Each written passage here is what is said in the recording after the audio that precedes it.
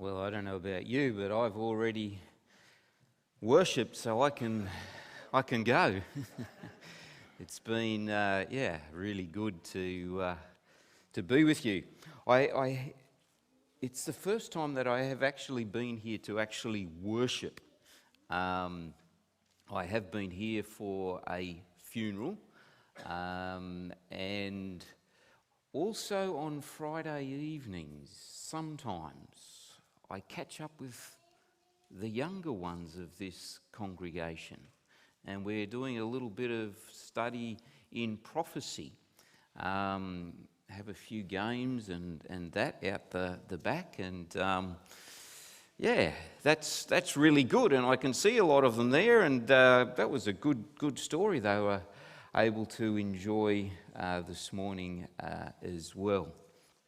But to be with you to worship in this great facility, congratulations, well done, and I'm sure you'll continue to use it for the good of the kingdom of God, and that's what we're going to talk about today. Now, the General Conference in its planning has got a new focus for this sort of quinquennium, because we have this pandemic which has challenged us, and the actual session will only be held next year in June, but they're still going forward with I Will Go, and it has three focuses: mission, spiritual growth, and leadership. And as a division, we have taken those on board, and we are putting 20% of our budget focused on those particular areas. But first, a little bit of news around the world. This is just 3 weeks ago. Kamzai, and I can't remember his last name, but he's an Australian Lao, and these are pictures from Lao, and this is a group of people being dropped off in a village where 6 families have become Adventist in the last 12 months, and this group is supporting the police and the Communist Party and the governors. And they said to the Adventists, if you don't change, we're going to take your power away.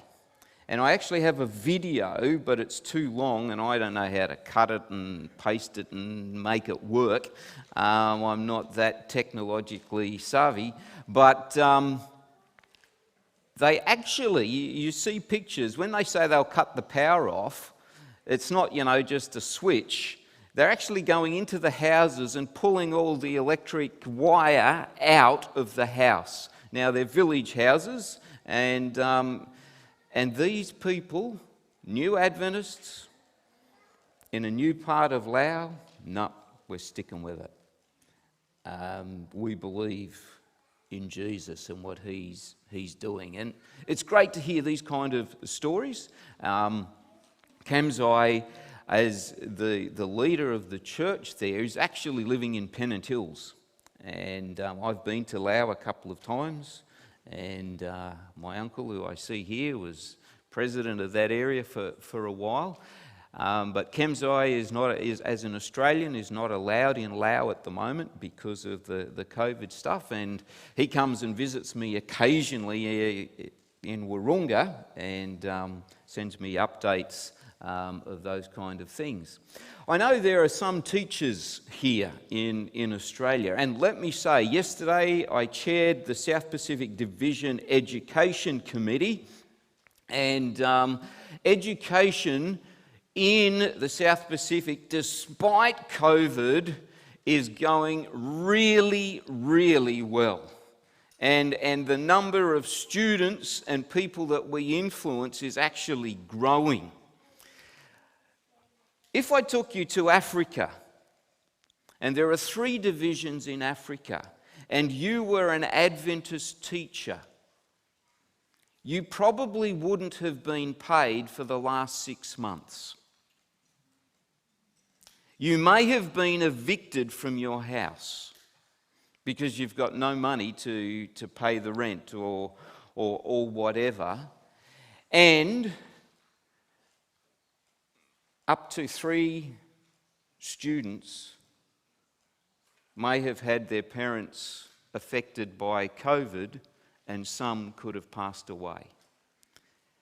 The stories coming out of that place is amazing, but it would appear that most of the Adventist teachers are sticking with it because the students and families need some kind of stability in their life, and they signed up for mission. And I tell you, when I hear stories like that, I go, wow, that's commitment. That's really doing something of value.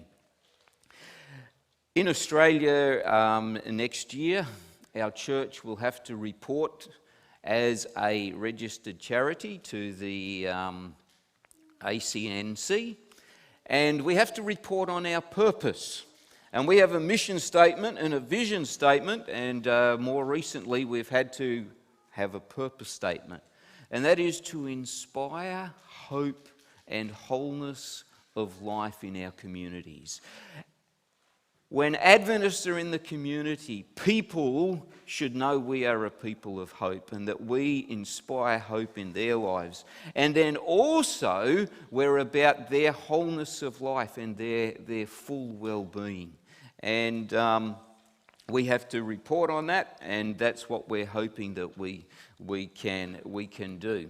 And as I said, we've been doing a whole lot of strategic planning, and they're the areas where we're planning. And if you look at the division strategic plan, it is aligned with the General Conference plan. And I can say that all of the institutions of the SPD are doing the same. Some of them have completed it, and also all of the unions. And we're trying to bring an alignment with where the General Conference is going. And of course there's so much that could be done. People are choosing what fits for their particular area, and we're glad for that, but we are funding the areas that have particular focus. The mission, spiritual leadership, or spiritual growth and leadership.